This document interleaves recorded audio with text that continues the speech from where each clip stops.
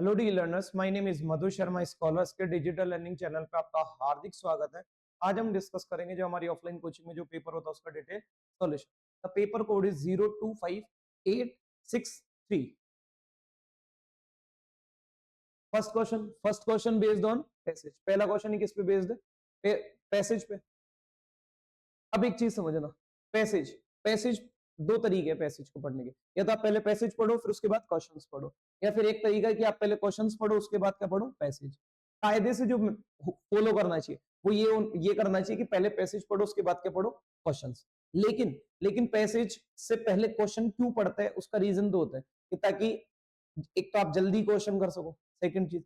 और सेकंड जो होता है, जैसा भी एडीक्यूटी ले रहा पेपर, तो वो कभी कभार ये इस टाइप से दे रहा है कि मान लो 5 क्वेश्चन है पैसेज में, 5 क्वेश्चन में से 4 क्वेश्चन तो उससे रिलेट करते हैं और एक 4 क्वेश्चन तो पैसे से रिलेट ही नहीं करते, ओनली एक क्वेश्चन पैसे से रिलेट करता है, बाकी 4 क्वेश्चन दे दी ग्रामर के, बाकी 4 क्वेश्चन दे दी वोकैब टाइप से पूछ रहा है।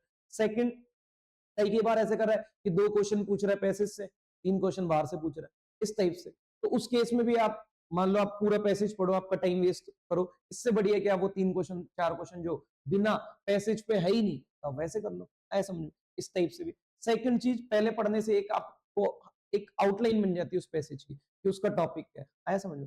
तो इस टाइप से अपन पहले क्या पढ़ते, क्वेश्चन। कायदे से जो पढ़ना चाहिए वो पैसेज ही पढ़ना चाहिए, लेकिन ये भी नहीं करना कि अगर मान लो आप क्वेश्चन पढ़ रहे हो तब क्वेश्चन को याद कर लो, उस क्वेश्चन की आउटलाइन, उस क्वेश्चन को रट लो, क्योंकि 5 के 5 क्वेश्चन तो रट नहीं पाओगे, लेकिन 5 में से आपने 2 रट लिए मान लो, अब वो दो की तरह ही काम करेगा फिर वो क्वेश्चन।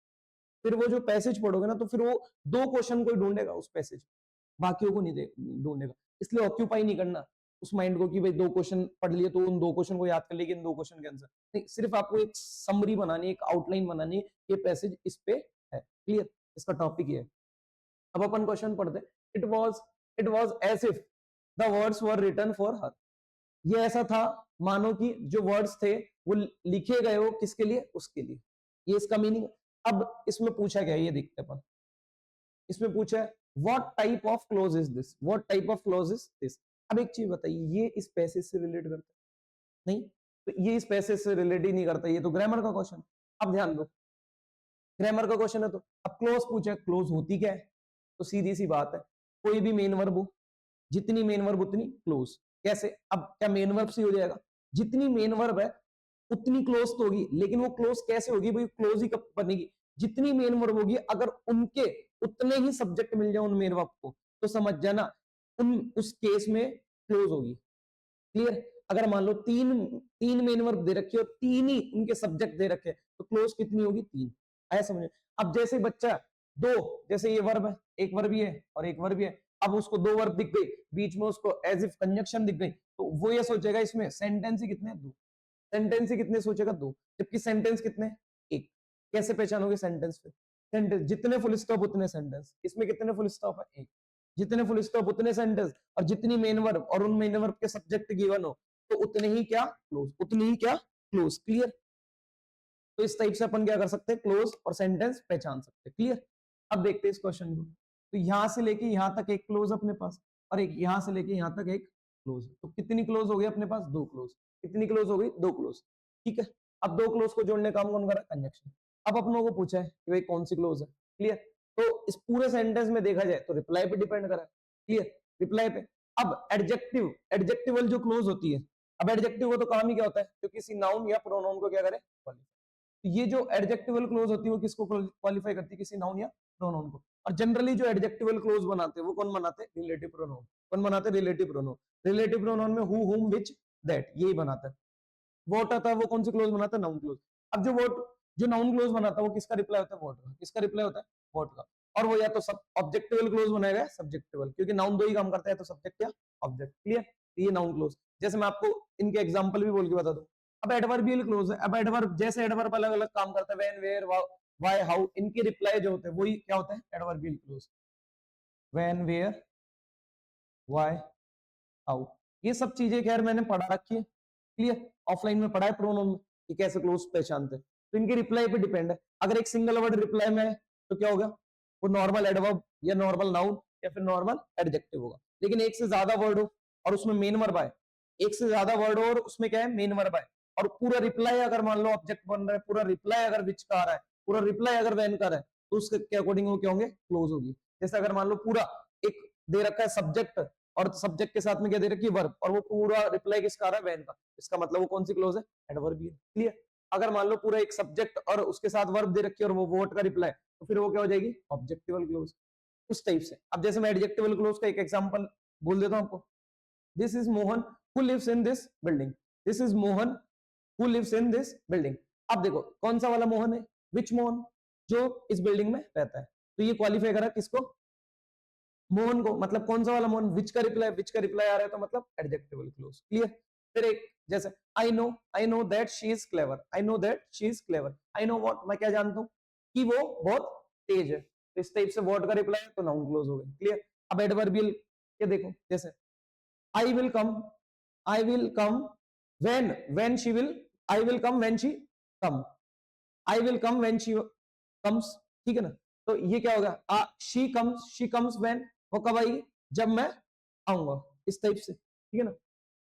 जब वो आएगी, जब मांगो, ये वाली, तो कब कब आऊंगा मैं, जब वो आएगी, इस टाइप से। फिर इधर आ जाओ, वेयर का, क्या वेयर का भी सेम ही रिप्लाई इस टाइप से लेंगे अपन, ठीक है ना। जैसे मैं बोलूं she teaches where I teach, she teaches where I teach, इस टाइप से रिप्लाई लोगे तो कौन सी क्लोज हो गई, एडवर्बियल, ठीक है, वेयर का। फिर वाई का रिप्लाई भी होगा इस टाइप से। हाउ का रिप्लाई भी आप किस टाइप से लोगे, इसी टाइप से लोगे। क्लियर। तो इस टाइप से आप क्या कर सकते हो, रिप्लाई ले सकते हो। अब इस क्लोज में देखते हैं अपन, इस क्लोज में कौन सी क्या होगी, it was as if the words were written for her. अब देखो इसमें कोई ना विच का रिप्लाई आ रहा, क्या यहाँ कोई विच का रिप्लाई आ रहा है, क्योंकि विच का रिप्लाई ना, यहाँ कोई विच का रिप्लाई आ रहा तो एडजेक्टिवल क्लोज है नहीं, और वॉट का रिप्लाई भी नहीं आ रहा तो ये भी नहीं है। बची conditional, conditional close, conditional close होती है, मानते ये जो एज इफ आता है, कंडीशन, इफ जो आता है वो कंडीशन के लिए आता है, लेकिन एज इफ कंडीशन के लिए नहीं आता। ये भी कट गया। बची कौन सी, कौन सी बची, अब ये रिप्लाई कौन सा है, तो सर कौन सी क्लोज है, कौन सा रिप्लाई है, तो हाउ का रिप्लाई है। क्या, हाउ का रिप्लाई। इट वॉज, ऐसा था, जैसे कि जो वर्ड्स है वो लिखे गए हो उसके लिए, कैसा था, हाउ, हाउ इट वॉज, कैसा था वो, जैसे मानो की वर्ड्स किसके लिए लिखे गए, उसके लिए लिखे गए हो, इस टाइप से। तो अपना जो आंसर होगा वो क्या होगा, adverbial close, adverbial close. Clear. Next, she picked it up and read which voice is used in this sentence। बहुत आसान क्वेश्चन, आपको सिर्फ वॉइस पहचानना। आप इस सेंटेंस को तोड़ो एक बार और पहचानो कौन सी वॉइस होगी, कौन सी वॉइस होगी इसमें, she picked it up and read। मैंने आपको बताया था पैसिव वॉइस पहचानने का सबसे आसान तरीका क्या है, सिर्फ और सिर्फ बी प्लस वर्ब की थर्ड फॉर्म। अगर सेंटेंस में बी प्लस वर्ब की थर्ड फॉर्म दे रखी है तो आप समझ जाना कौन सा स्ट्रक्चर है पैसिव। क्या इस सेंटेंस में कहीं बी की फॉर्म दे रखी है, क्या इस सेंटेंस में कहीं बी की फॉर्म दे रखी है, नहीं दे रखी है, तो पैसिव का स्ट्रक्चर। और ये मिक्स्ड इंपेरेटिव, ये तो पॉसिबल नहीं क्योंकि वॉइस पूछे ही क्या है, वॉइस। आंसर कौन सा होगा, एक्टिव, क्योंकि ये वर्ब की कौन सी फॉर्म है, सेकंड, ये भी वर्ब की कौन सी फॉर्म है, सेकंड। सेकंड क्यों है ये, रीड, क्योंकि अगर फर्स्ट फॉर्म होती तो रीड्स आता, और कंजक्शन कोऑर्डिनेट है तो सेम रैंक के स्ट्रक्चर्स को जोड़ दिया, तो अपना आंसर क्या होगा, एक्टिव। नेक्स्ट, अब देखो दो क्वेश्चन पूछे गए और दोनों क्वेश्चन पैसे से रिलेटेड ही है। फिर कौन सा गया, कन्वर्ट, इनडायरेक्ट स्पीच का क्वेश्चन आ गया। इसमें दिया है डायरेक्ट स्पीच में अपनों किस में चेंज करना है, इनडायरेक्ट में, करिए आप। अब ये जो आई आई आई डबल एल लिखा हुआ है, इसका मतलब आई विल, क्या लिखा हुआ है, आई विल। तो अपन कैसे लिख सकते हैं, आई कॉन्ट्रैक्टेड फॉर्म है, आई विल, ठीक है ना। इसको सोचिए आप। अब जब भी अपन डायरेक्ट स्पीच यूज करते हैं तो डायरेक्ट स्पीच से अपन जब इनडायरेक्ट में चेंज करते हैं तो डायरेक्ट से अपन कहा जाते हैं, इनडायरेक्ट में, तो हमेशा पीछे की ओर जाते हैं, किसकी ओर जाते हैं, पीछे की ओर। इसका भी रीजन बताया था। तो इसका मतलब ये सेंटेंस किस में दे रखा है, फ्यूचर में, तो फ्यूचर में विल दे रखा है तो विल को किस में चेंज करते हैं अपन, वुड में। कौन सा सेंटेंस में दे रखा है, एक सेंटेंस है सिर्फ बी, तो सारे ऑप्शन गलत हो। क्लियर, आया समझ में, आया समझ में। नेक्स्ट और देखते थे क्या, eventually she followed the scent and ended up near a book store. Clear? What kind of sentence is this? अभी पूछ रहे सेंटेंस दिया हुआ है और ये किस टाइप का सेंटेंस है, किस टाइप का सेंटेंस है, इस टाइप से बोला है। अब एक चीज समझिए, जैसे मैं बोलूं eventually she followed the scan and ended up near a book store. अब इसमें देखो कौन सी कंजक्शन यूज कर रखा है, एंड। ठीक है, तो दो क्लोज है, कितनी क्लोज है, दो क्लोज है, एक वर्ब ये रही और एक वर्ब ये रही, और दोनों वर्ब के क्या है, सब्जेक्ट सेम है, लेकिन सब्जेक्ट तो दो ही एक तरीके से, और कंजक्शन यूज कर रखी है, तो इसका मतलब दो क्लोज है। अब दो क्लोज है तो सिंपल तो है नहीं, सिंपल तो है नहीं। अब बचा क्या, कॉम्प्लेक्स है, कंपाउंड या कंपाउंड कॉम्प्लेक्स। अभी कंपाउंड कॉम्प्लेक्स और ये क्या होता है, देखो कॉम्प्लेक्स में आपको बोल के भी बता देता हूँ एक सेंटेंस, जैसे if you if you if you come if you invite me I will come। अब एक चीज समझना, जैसे दो क्लोज होती है, डिपेंडेंट और इंडिपेंडेंट। अब आप खुद से दिमाग लगाइएगा, इनमें से कौन सी डिपेंडेंट है, कौन सी इंडिपेंडेंट है। If you invite me I will come, मेरा आना किस पे डिपेंड कर रहा है, उसके इनवाइट करने पे। मेरा आना किस पे डिपेंड कर रहा है, उसके इनवाइट करने पे। तो ये डिपेंडेंट है, इंडिपेंडेंट, डिपेंडेंट है। और डिपेंडेंट क्लोज होती है, वो क्या होती है, कॉम्प्लेक्स। क्या होती है, कॉम्प्लेक्स। क्लियर? तो ये क्या होगी, कॉम्प्लेक्स। तो यहाँ पे कोई डिपेंड थोड़ी हो रहा है भाई, she followed the scent and ended up near a book store. ठीक है ना, उसने फॉलो किया सेंट को और फिर क्या कर दी, ended up near a book store. तो एक चीज बताओ, ये एक दूसरे पे डिपेंड है क्या, नहीं, ये तो डिपेंड ही नहीं है, तो कॉम्प्लेक्स कट गया। आए समझ? अब कंपाउंड कॉम्प्लेक्स क्या है, तो कंपाउंड कॉम्प्लेक्स में भी ये देखो, कॉम्प्लेक्स है मतलब कंपाउंड है, वो तो खैर बात की अलग। जब कॉम्प्लेक्स दे रखा है तो कॉम्प्लेक्स का मतलब कहीं ना कहीं डिपेंडेंसी होगी, तो कॉम्प्लेक्स ही नहीं है तो कंपाउंड तो पॉसिबल ही नहीं, तो ये भी गलत हो गया। बचा कौन सा, बचा कौन सा, कंपाउंड कॉम्प्लेक्स में ही होता है, दो दो तो इंडिपेंडेंट क्लोज होती है और एक क्या होती है, डिपेंडेंट क्लोज। और इसमें क्या होती है, एक डिपेंडेंट क्लोज होती है और एक क्या होती है, इंडिपेंडेंट क्लोज। ये सब चीजें क्या ऑफलाइन में पढ़ा रखी है। नेक्स्ट, और बेसिक्स में भी पढ़ा रखा है थोड़ा बहुत। What is the meaning of whispered in the sentence something inside her whispered? अब देखो whispered का मतलब क्या होता है, whispered का मतलब क्या होता है, बड़बड़ाना, क्या करना, फुसफुसाना।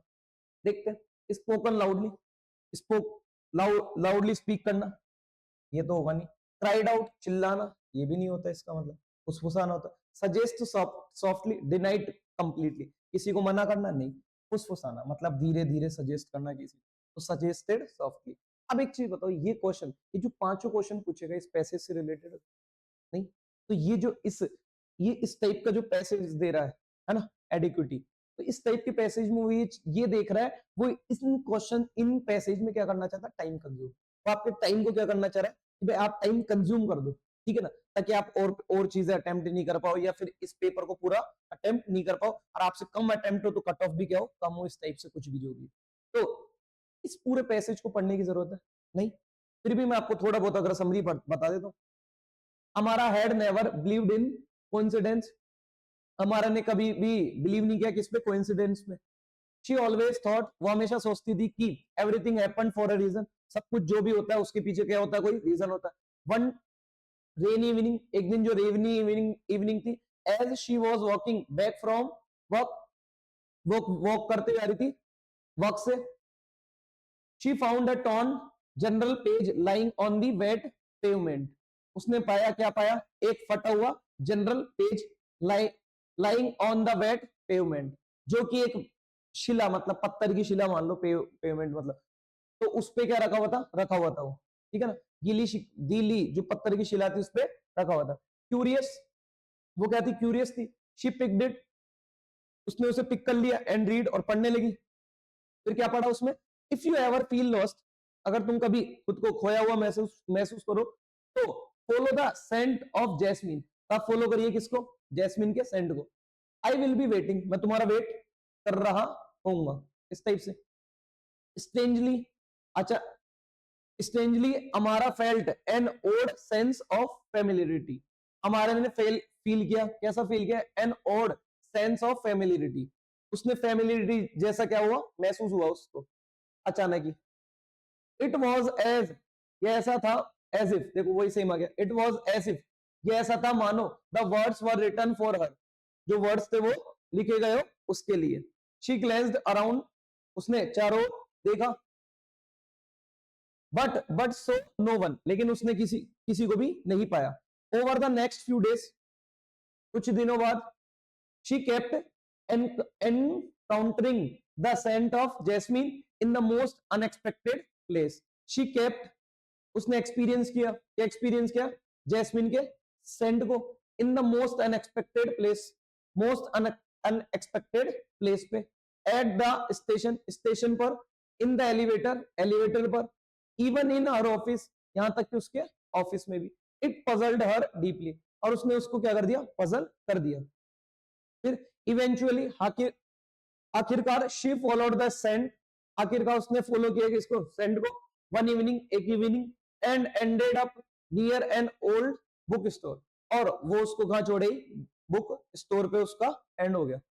द शॉपकीपर स्माइल, और शॉपकीपर क्या करा, मुस्कुराया, and handed her a book without a word, और उसे क्या कर दी, बुक दे दी बिना किसी शब्द के, बिना कुछ बोले। इनसाइड, उसके अंदर, there was a photograph of her as a child, उसके अंदर क्या थी, एक फोटोग्राफ थी चाइल्ड की तरह। One she didn't remember ever taking, वो एक बार तो क्या पहचान नहीं सकी कि उसमें क्या लिखा हुआ है, मतलब वो फोटो किसकी है। Who had left the note, किसने लेफ्ट को, वो किसने नोट को छोड़ा हुआ।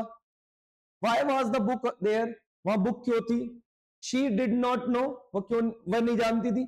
बट समथिंग इनसाइड हर, लेकिन उसके अंदर जो कुछ था, इनसाइड हर विस्पर्ड, उसके अंदर का कुछ बड़बड़ाया, दैट दिस वाज, वो जो कि था, just the beginning of a story she was meant to finish, वो एक स्टोरी का क्या था, फिनिश होने का क्या था, just the beginning of a story, वो एक स्टोरी की क्या थी, शुरुआत थी। That she was meant to finish, जिसका मतलब था फिनिश होना, इस टाइप से। तो इसका देखो, यहाँ जितने भी ये पूरा पैसेज है, इससे रिलेटेड जो भी क्वेश्चन पूछे गए वो इस पैसेज से रिलेटेड नहीं थे, वो सारे ग्रामर या वोकैब से रिलेटेड। क्लियर, इसको बिना पढ़े भी आप इस टाइप के क्वेश्चंस को क्या कर सकते थे। Identify the segment in the following sentence which contains a grammatical error. अब अपनों को फाइंड करना है कि कौन सा पार्ट ग्रामेटिकल एरर कंटेन करता है। Perhaps, शायद, you do not know, क्या तुम नहीं, शायद तुम नहीं जानते, I am having a car। अब देखो, मैंने आपको एक चीज बताया था, हैव की आईएनजी फॉर्म नहीं होती, और होती है तो कब होती है, ये सब चीजें पढ़ा रखी है। तो देखो, हैव एक ऐसी फॉर्म, हैव की जो आईएनजी फॉर्म है, कब होती है कब नहीं होती है। देखो, हैव जब आप इसका मतलब कंज्यूम, खाने पीने की चीजों के लिए कर रहे हो, इसके लिए कंज्यूम, खाने पीने की चीजों के लिए कर रहे हो, तो इसकी आईएनजी फॉर्म होती है, क्या आईएनजी फॉर्म। क्लियर, लेकिन अगर मान लो आप इसका मतलब पोजीशन है, क्या हो, पोजीशन, पोजीशन मतलब अधिकार, क्या हो, अधिकार, तब इसकी आईएनजी फॉर्म नहीं होती। तो अब एक चीज बताओ, यहां जो अपन यूज कर रहे हैं वो किसके लिए कर रहे हैं, पोजीशन, कार पे पोजीशन बना रहे हैं। मेरे पास क्या, एक कार है और एक जीप है, तो इसका मतलब पोजीशन बना रहा है, पोजीशन के केस में आईएनजी फॉर्म होती नहीं, स्टेट डिस्क्राइब करता है, तो फिर क्या आएगा, I have a car, I have a car. Am having की जगह क्या आएगा, I have a car, I have a. Clear, ये सब चीजें तो पढ़ा रखी है, एक्सपीरियंस के केस में भी ING form possible. Next, select the most appropriate word to fill in the blank. किसका क्वेश्चन है, फिल इन द ब्लैंक का। He was dash by his aunt. अब देखो, ये सारी फ्रेजल वर्ब दे रखी है, फ्रेजल वर्ब वो होती है जो जिनका जिनका वर्ब से बिल्कुल डिफरेंट मीनिंग निकले, जिनका वर्ब से डिफरेंट मीनिंग निकले। अब देखो, ब्रिंग अप का मतलब क्या होता है, ब्रिंग अप का मतलब होता है look after, look after, look after एक फ्रेजल वर्ब होती है, इसका मतलब है to take care, to take care, क्या करना, देखभाल करना।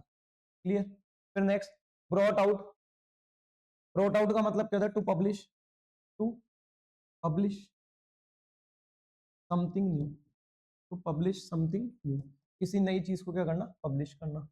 ब्रिंग ऑफ, ब्रिंग ऑफ का मतलब क्या होता है, ब्रिंग ऑफ का मतलब क्या होता है, to succeed, to succeed in doing, in doing something difficult, something difficult, किसी डिफिकल्ट चीज को करने में क्या फेस करना, सक्सीड होना किसी difficult, to succeed in doing something जो कि क्या है, डिफिकल्ट है। अब कोई चीज डिफिकल्ट है उसमें आप क्या हो गए, सक्सीड हो गए। नहीं, तो अब इस कॉन्टेक्स्ट के हिसाब से ही was dash by his aunt, अब ये बाय के मतलब ये जो भी स्ट्रक्चर हो किसका है, बी। यहाँ जो आएगी वर्ब की कौन सी फॉर्म आएगी, थर्ड फॉर्म। और ये क्या है, प्रेपोजिशन। और ये क्या है, ऑब्जेक्ट। और अपनों ने पढ़ा था जब भी अपन पैसिव का स्ट्रक्चर यूज करते हैं तो जो ऑब्जेक्ट होता है वो क्या होता है, डूअर। डूअर मतलब काम को करने वाला। अब काम कौन कर रहा है, आंटी। तो आंटी ने क्या करा, उसको पाला। उसका क्या करा, उसकी देखभाल की। ये कहना जा रहा है भाई आंटी किसी पर्सन को तो पब्लिश कर नहीं सकती, ये तो पॉसिबल नहीं है। फिर आंटी ने उसको वो सक्सीड हो गया, आंटी ने उसको सक्सीड कर दिया। कोई पर्सन तो सक्सीड करेगा नहीं, ठीक है, और वो भी डिफिकल्ट, ये भी पॉसिबल नहीं। तो क्या आएगा, देखभाल करना। क्या करना, देखभाल करना, लुक आफ्टर करना, टेक केयर करना। तो आंटी के द्वारा उसकी क्या गई, की गई देखभाल की गई। Next, select the word which means the same as the group of words given. क्या फाइंड करना अपने को, सिनोनिम। क्या फाइंड करना है, synonym. Inflammation of gums, inflammation of gums. अब देखो इन्फ्लेमेशन ऑफ गम्स का मतलब क्या होता है, पहले देखते हैं एक्सपुरगेट। क्या, इन्फ्लेमेशन का मतलब स्वेलिंग। क्या होता है, स्वेलिंग। तो गम्स की क्या होना, स्वेलिंग होना। एक्सपुरगेट का मतलब होता है, इसका मतलब होता है कट या एडिट, या फिर एक और मीनिंग होता है मतलब प्योरीफाई करना। क्या करना, प्योरीफाई करना, सैंक्टिफाई करना। अब जिंगविटाइ जिंग जिंजीवाइटिस, जिंजीवाइटिस का मतलब क्या होता है, देखो जिंजीवाइटिस का मतलब यही होता है, मतलब जो अपने जो मसूड़े हो जाते हैं ना, मसूड़े हो जाते हैं, सूजन आ जाती है उनमें, मसूड़ों में जो सूजन आती है उसको बोलते हैं जिंजीवाइटिस। फिर स्लेबल, स्लेबल का मतलब आपको पता है, प्रोनाउंस, प्रोनाउन करना, मतलब प्रोनाउंसिएशन। क्या करना, pronunciation, pronunciation, pronunciate.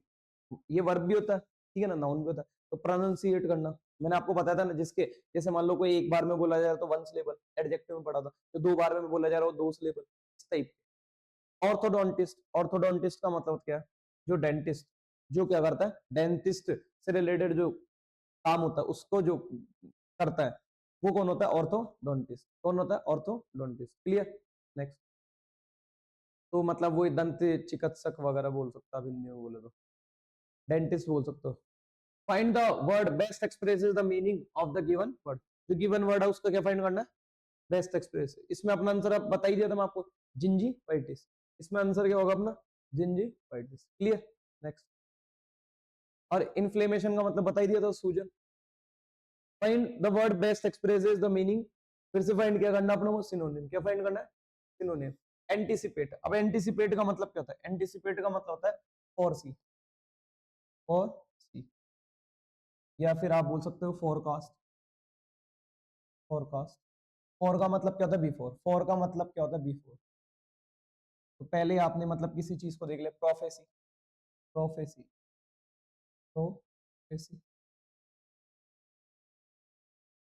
Prophecy. Clear, prophecy. पहले ही किसी चीज का क्या लगा देना, अनुमान लगा देना, लगा लेना। पार्टिसिपेट, पार्टिसिपेट मतलब क्या होता है, ज्वाइन करना। अपोज मतलब किसी का क्या करना, विरोध करना। फोर्सी, देखो फोर्सी तो आई गया। बेस्ट एक्सप्रेसेस क्या, फोर्सी। एक्सेप्ट का मतलब तो सबको ही पता है। Next, choose the word opposite in meaning to the given word. जो गिवन वर्ड है उसका क्या फाइंड करना है आप लोगों को, अपोजिट। क्या फाइंड करना है, अपोजिट। जियोपार्डाइज, जियोपार्डाइज काफी बार आए प्रीवियस ईयर में। का मतलब है डेंजर। क्या होता है, danger, danger, harm, harmful, harmful, peril. क्या, पेरिल। अब इसको याद करने का ट्रिक भी है, जियोपार्डी। जियोपार्डी का मतलब है जियो पर दया करो, उन पे क्या मत बनो, डेंजर मत बनो। तो अब इसका अपोजिट फाइंड करना अपनों को। अपोजिट हेल्प, हेल्प मदद थोड़ी, इंकरेज, इंकरेज करना, टेक केयर उनकी देखभाल करना, नहीं क्या करना, उनको प्रिजर्व करना, उनको क्या करना, प्रिजर्व करना, उन पे दया, उनको क्या करना, बचा के रखना, ना कि उनको क्या करना, डेंजर जोन में लाना, कहने का मतलब। तो जियो पर दया करो, जियो पर क्या करो, दया करो, उन पे डेंजर मत बनो, इस टाइप से इसको याद कर सकते हो। Next, select the most appropriate option to substitute. इसका क्वेश्चन है सब्स्टिट्यूशन का। देखते हैं, we shall not wait for anyone, हम किसी का भी वेट नहीं करेंगे। हु अराइव लेट, जो लेट आएगा, इस टाइप से कहना चाह रहा है। अब ये अराइव है, अराइव्ड दे रखा है, तो ये स्ट्रक्चर जो चल रहा है वो किस में चल रहा है, यहाँ तो ये किस में दे रखा है, फ्यूचर में। किसमें दे रखा है, फ्यूचर में। तो इसका मतलब ये पास्ट में तो ही नहीं सकता, यहाँ शुड होता है या वुड होता तब तो पॉसिबल भी था। पास्ट वाला तो काट दो, किसमें, पास्ट वाला काट दो। पास्ट कहाँ दे रखा है, नो इम्प्रूवमेंट कर दिया।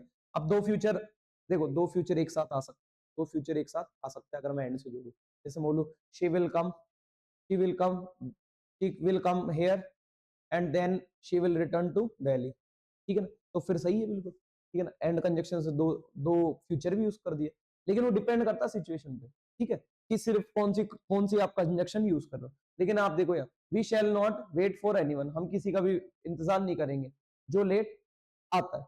अब एक चीज बताओ, ये जो काम है लेट आने का, ये परमानेंट काम है इसका, तभी तो वो बोल रहा है कि हम वेट नहीं करेंगे भाई, जो जो भी कोई लेट आता है, इसका मतलब कोई भी लेट आता है तो हम उसका वेट नहीं करेंगे। तो फिर आंसर कौन सा होगा, ये विल अराइव भी नहीं यूज कर पाओगे, ठीक है ना, क्योंकि एंड कंजक्शन तो है नहीं कोई जो दो फ्यूचर भी एक साथ लिख दे। क्लियर, ये वाला कट गया। मैं संभावना, ये संभावना तो दे ही नहीं रहे थे, तो क्लियर बोल रहे हैं इंस्ट्रक्शन कि भाई कोई भी आता है, ये फैक्ट हो गया, और ये फैक्ट है भाई कोई भी आता है तो उसके लिए हम क्या नहीं करेंगे, वेट नहीं करेंगे। तो फैक्ट के लिए आप कौन सा टेंस यूज करते हो, प्रेजेंट इंडेफिनिट, क्या प्रेजेंट इंडेफिनिट। नेक्स्ट,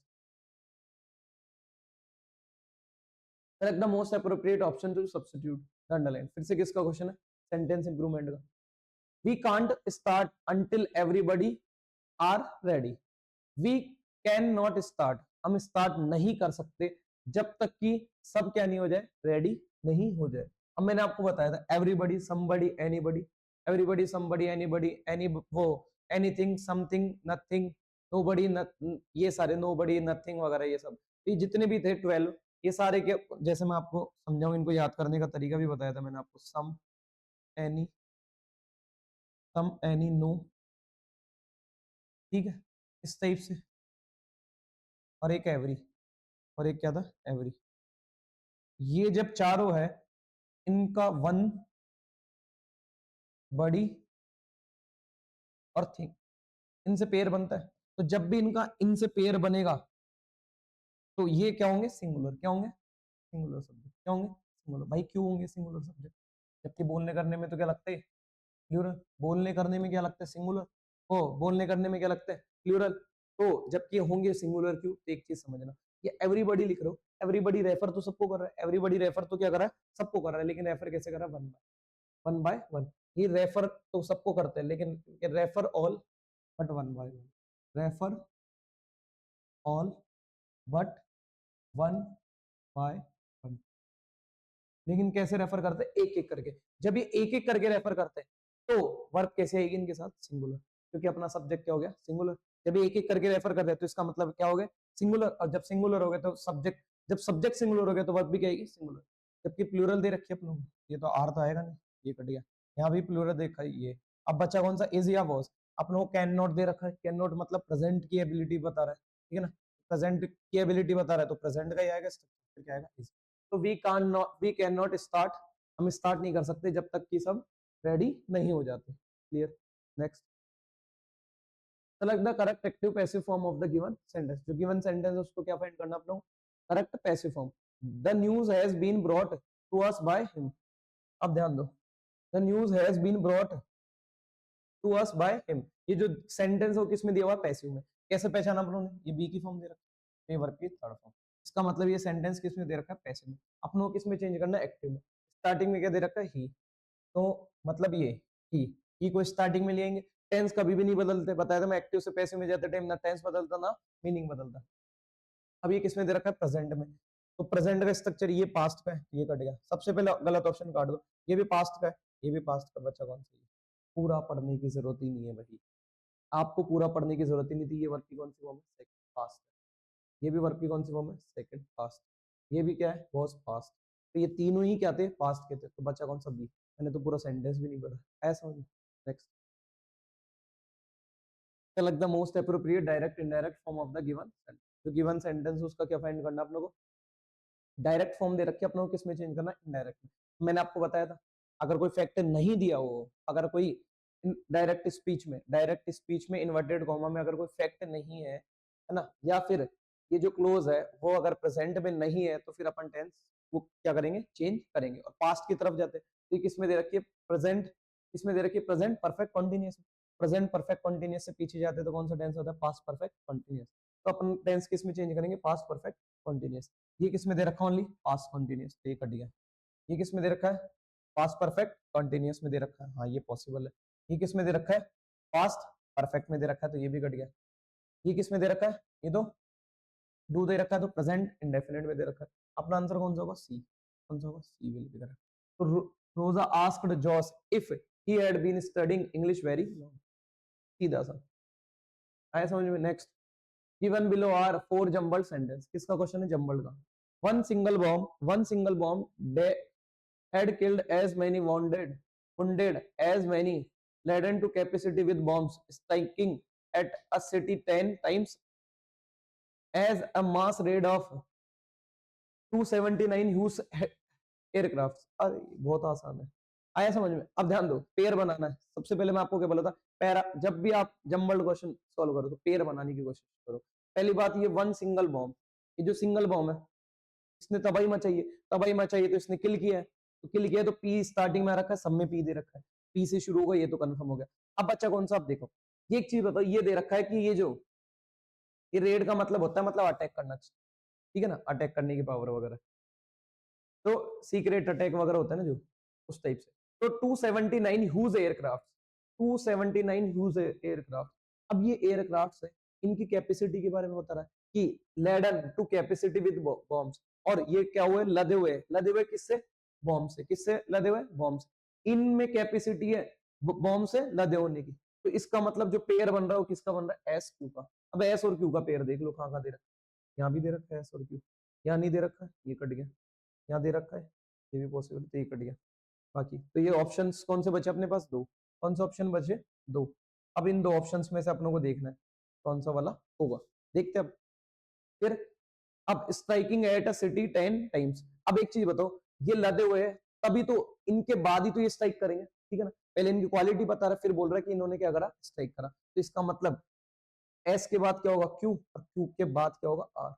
ये तो कंफर्म हो गया, तो कौन सा बनेगा, P S Q R. P S Q R किसमें दे रखा है, आर वाला क्या होगा लास्ट में। अब इसका मीनिंग समझ लेते हैं। One single bomb had killed as many.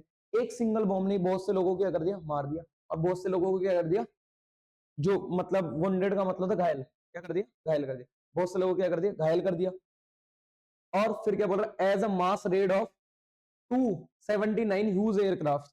अब 279 ह्यूज एयरक्राफ्ट जो कि किससे लदे हुए थे, बॉम्ब से, उन्होंने क्या करा, एक अटैक किया striking at a city 10 times.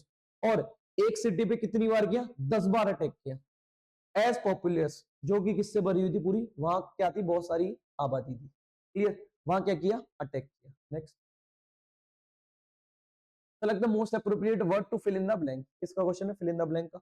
The politician was responsible. Politician क्या है, रिस्पॉन्सिबल है, किस चीज के लिए रिस्पॉन्सिबल है, for dash violence in the university.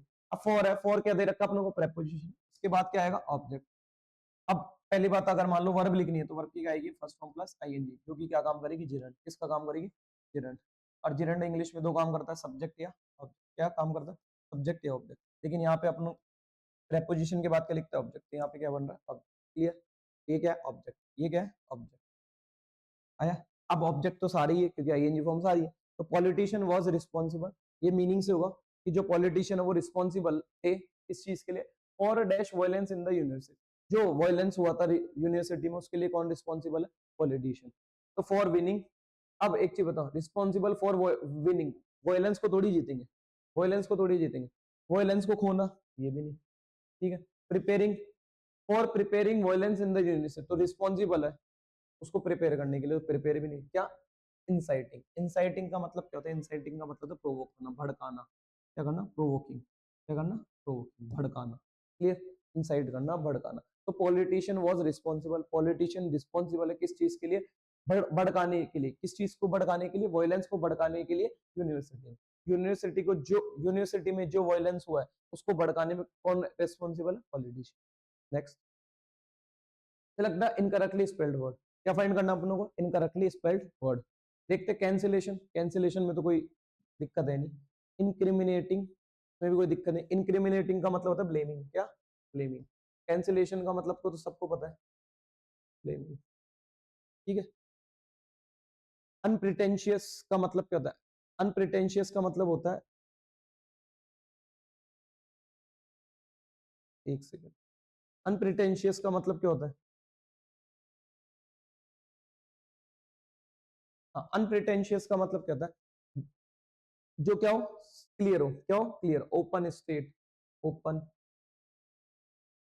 State, open state, या फिर आप बोल सकते हो कैंडिड, क्या बोल सकते हो, कैंडिड, कैसा पर्सन, कैंडिड, क्लियर। तो अनप्रिटें, अब देखो, अरे अनप्रिटेंशियस की स्पेलिंग ही क्या है, गलत, तो रॉन्गली स्पेल्ड, इनकरेक्ट फाइंड करना है। इसमें इस एस की जगह क्या क्या आएगा, टी, क्या आएगा इस एस की जगह, T, unpretentious, unpretentious, clear. Next, select the most appropriate meaning of the underline idiom, जो अंडरलाइन इडियम उसको क्या फाइंड करना अपना, meaning, a lot of work has gone on behind the scenes, behind the scenes। अब देखो behind the scenes, इसको अपनों को क्या फाइंड करना है, मीनिंग, इडियम है ये। अब इस इडियम का मीनिंग देखते हैं, to complete the arrangement in the theatre for spreading the news unknown to everyone.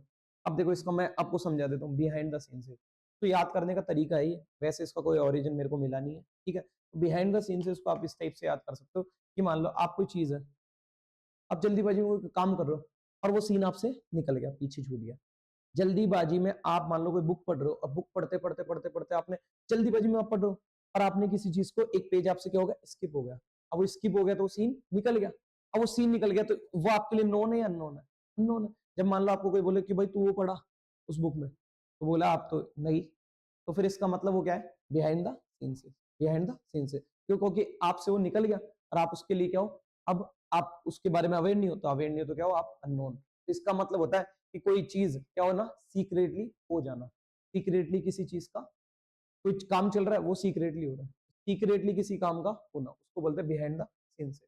या फिर आप बोल सकते हो जैसे इस टाइप से भी बोल सकते हो, देखो सबसे और भी आसान तरीका, जैसे कोई सीन चल रहा है और आप सीन के क्या हो, पीछे की ओर, क्या हो, पीछे की ओर, कोई सीन चल रहा है और आपको पता ही नहीं, आप उसके पीछे की तरफ हो और आपको पता ही नहीं कि वहां सीन चल रहा है, कुछ टाइप से भी याद कर सकते हो कि कोई काम हो रहा है सीक्रेटली और आपको पता ही नहीं, तो आपको पता नहीं है तो इसका मतलब आप नोन है, अननोन, अननोन, तो आया क्लियर आंसर, तो क्या होगा, अननोन, अननोन टू एवरीवन, किसी से भी क्या, सबसे क्या है, अननोन।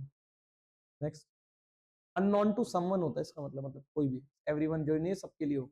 लग the most appropriate meaning of the underline idiom, underline idiom का मीनिंग फाइंड करना है, heads of to someone.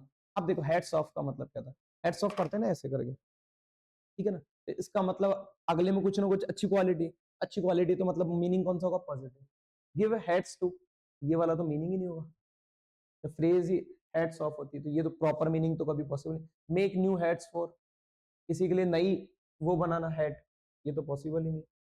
Announce a prize for, किसी के लिए क्या करना, प्राइज अनाउंस करना। कॉन्ग्रेचुलेशन, अब इन दो क्वेश्चन, इन दो ऑप्शंस में आपको क्या होने हो सकते थे डाउट, लेकिन क्या होगा, कॉन्ग्रेचुलेट। जब कोई पर्सन अच्छा करता है तो उसको कॉन्ग्रेचुलेट करने का तरीका होता है हेड्स ऑफ। जैसे हेड्स ऑफ का मतलब ये होता है, जैसे कई के होते थे पूरा उतार के ऐसे रख देते, मतलब ऐसे, तो इसका मतलब वो क्या करते हैं, कॉन्ग्रेचुलेट, कॉन्ग्रेट्स करते हैं। आया समझ में। Next, sentences of a paragraph are given below, किसका क्वेश्चन है, जंबल का, किसका क्वेश्चन है, जंबल का। He was caught by the police, तो ए से तो स्टार्ट नहीं होगा, याद रखना, क्यों नहीं होगा, क्योंकि ही दे रखा है, तो इसका मतलब ये कहीं ना कहीं जिक्र हुआ होगा इससे, इसका तो इसका जिक्र हुआ है तो मतलब ए से तो स्टार्ट होगा नहीं, तो बी वाला कट गया। Anil bought a car last week, तो इसका मतलब अनिल है और अनिल के लिए अपन क्या यूज कर रहे हैं, ही, अनिल के लिए क्या यूज कर रहे हैं अपन, ही, तो तो बी के बाद ए आएगा, बी से पहले कभी ए नहीं आएगा, बी के बाद ए, बी के बाद ए, बी के बाद ए, हाँ तो ये तो सब दे रखा। फिर देखो, Anil bought a car, Anil ने लास्ट वीक एक क्या खरीदी, कार खरीदी। Unfortunately the car met with an accident, unfortunately क्या हो गया, कार का एक क्या हो गया, एक्सीडेंट हो गया, तो एन एक्सीडेंट, कार का एक क्या हो गया, एक्सीडेंट हो गया आज, द एक्सीडेंट। अब इसका मतलब देखो, पहली बार जिक्र करते हो, पढ़ाया आर्टिकल में, पहली बार किसी भी चीज का जिक्र करते हो तो क्या आता है, ए या एन, और जब दूसरी बार जिक्र करते हो तो वो डेफिनेट हो जाती है, डेफिनेट के लिए आर्टिकल कौन सा यूज करते हो, इसका मतलब सी और डी का पेयर, सीओडी का पेयर कहां दे रखा है, सीओडी का यहाँ पे भी, यहाँ पे भी, सब जगह सीओडी का पेयर है, तो इसका मतलब सीओडी का पेयर है, ठीक है ना। अब तो अनिल का बी के बाद और सीओडी होंगे, तो यहाँ तो बी के बी बाद में दे रखा है, तो ये भी कट गया, तो बी। फिर ही वॉज कॉट बाय, अब एक्सीडेंट होगा उसके बाद पुलिस पकड़ेगी ना, तो ए वाला लास्ट में होगा सीओडी के, ए वाला तो लास्ट में, या तो पहले दे रखा है, तो ये भी गलत हो गया, कौन सा, D, D will be correct. तो Anil bought a car last week, Anil ने एक लास्ट वीक क्या करी थी, कार खरीदी। अनफॉर्चुनेटली उसका क्या हो गया, आज एक्सीडेंट हो गया। एक्सीडेंट टुक प्लेस, एक्सीडेंट कहां हुआ, due to carelessness of his driver, उसके ड्राइवर ने क्या कर दी, कोई केयरलेसनेस कर दी, केयरफुल नहीं रहा, इस कारण से क्या हो गया, एक्सीडेंट हो गया। और एक्सीडेंट हो गया तो ही was caught by the police on the spot, on the spot he police ने उसको क्या कर दिया, पकड़ लिया। नेक्स्ट क्लोज टेस्ट, किसका क्वेश्चन है, क्लोज टेस्ट। देखो एक पैसेज भी दिया और क्लोज टेस्ट भी, लेकिन पैसेज का कोई तो मतलब ही नहीं था क्योंकि पैसेज से रिलेटेड कोई क्वेश्चन ही नहीं पूछा गया। The word archaeology comes from the Greek word, जो आर्कियोलॉजी वर्ड है वो किससे आता है, ग्रीक वर्ड से। किससे आता है, ग्रीक वर्ड के। देखो मैंने आपको आर्क का मतलब दो बताया था, एक आर्क का मतलब क्या होता है, रूल करना, क्या करना, रूल करना, और एक आर्क का मतलब क्या होता है, एंशेंट। एक आर्क का मतलब रूल होता है और एक आर्क का मतलब क्या होता है, एंशेंट। दो मीनिंग होते हैं इसके। तो यहाँ इसका मतलब जो है, लॉजी मतलब स्टडी, तो स्टडी किसकी होगी, रूलर की तो कोई स्टडी नहीं है, इसकी एंशेंट, एंशेंट टाइप की जो स्टडी। तो जो archaeology comes from the Greek word, जो आर्कियोलॉजी वर्ड बना है वो किससे आया, ग्रीक वर्ड। और ग्रीक वर्ड में वो क्या है, आर्कोइस, इससे बना है। विच मीन्स, जिसका मतलब है एंशेंट, एंशेंट ये दे भी दिया देखो, जिसका मतलब क्या है, एंशेंट। डैश सम आर्कियोलॉजिस्ट स्टडी लिविंग कल्चर्स, और कुछ जो आर्कियोलॉजिस्ट है वो क्या करते हैं, स्टडी करते हैं लिविंग कल्चर्स पे, जो लोग जी रहे हैं उनपे, उनके कल्चर्स पे। मोस्ट आर्कियोलॉजिस्ट कंसर्न, और मोस्ट कई आर्कियोलॉजिस्ट, जो अधिकतर जो है आर्कियोलॉजिस्ट है वो क्या करते हैं, कंसर्न करते हैं, किस चीज पे कंसर्न करते हैं वो आगे दे रखा होगा। तब एक चीज समझो, डैश सम आर्कियोलॉजिस्ट स्टिल, स्टिल का मतलब क्या है, मतलब कोई काम क्या चल रहा है, कॉन्टिन्यूटी में चल रहा है ना, लेकिन हुआ नहीं हो, इस टाइप से ये भी बोल सकते हो। ठीक है, तो स्टिल, तो स्टिल तो इस कॉन्टेक्स्ट में मीनिंग फिट ही नहीं बैठेगा बिल्कुल ही। इवन, इवन, इवन, इवन एक सिंगल डिजिट में यूज करोगे तो ये होता है एडजेक्टिव या एडवर्ब, क्या एडजेक्टिव या एडवर्ब। लेकिन अपन को क्या चाहिए, कंजक्शन, क्या चाहिए, कंजक्शन, क्योंकि अपन इस दो क्लोज को जोड़ रहे, तो दो क्लोज को जोड़ने के लिए क्या चाहिए, कंजक्शन। ये तो कंजक्शन होता ही नहीं, ये भी कट गया। अब ये एट भी कंजक्शन होता है, लेकिन एट और स्टिल का लगभग मीनिंग क्या होता है, सेम। ठीक है, ये भी नहीं आएगा, तो बच्चा कौन सा, ऑल दो, कौन सा आएगा, ऑल दो। मीनिंग वाइज देखना। हालांकि हालांकि कुछ आर्कियोलॉजिस्ट स्टडी कर रहे हैं किस पे, लिविंग कल्चर्स पे, कुछ तो क्या कर रहे हैं, लिविंग कल्चर्स पे। और जो मोस्ट आर्कियोलॉजिस्ट है, मोस्ट आर्कियोलॉजिस्ट है वो कंसर्न कर रहे हैं, वो स्टडी कर रहे हैं किस चीज पे, वो आगे दे रखे, वो चिंतित है किस चीज को लेके, कंसर्न, किस चीज पे कंसर्न कर रहे हो, कंसर्न। अब देखो ये आर्कियोलॉजिस्ट प्लूरल है, सिंगुलर है, प्लूरल है। अब ये कंसर्न कर रहे हैं किस पे, जहां आपको समझ में नहीं आया ऑब्जेक्ट कौन हो, तो याद रखना रिफ्लेक्सिव प्रोनाउन लगा दो, इटसेल्फ, इटसेल्फ ये तो बहुत ज्यादा है, ये तो देम, तो ये डूअर और रिसीवर जहां सेम होगा, रिफ्लेक्सिव आएगा हिमसेल्फ, ये भी नहीं, क्या आएगा, देम सेल्फ। तो वो खुद पे क्या कर रहे हैं, कंसर्न कर रहे हैं, उन्होंने खुद पे क्या किया, कंसर्न किया, कर रहे हैं। विद द डिस्टेंट पास्ट, जो जो पास्ट है उस पे खुद पे क्या कर रहे हैं, कंसर्न कर रहे हैं, उस पास्ट को सोचते हुए।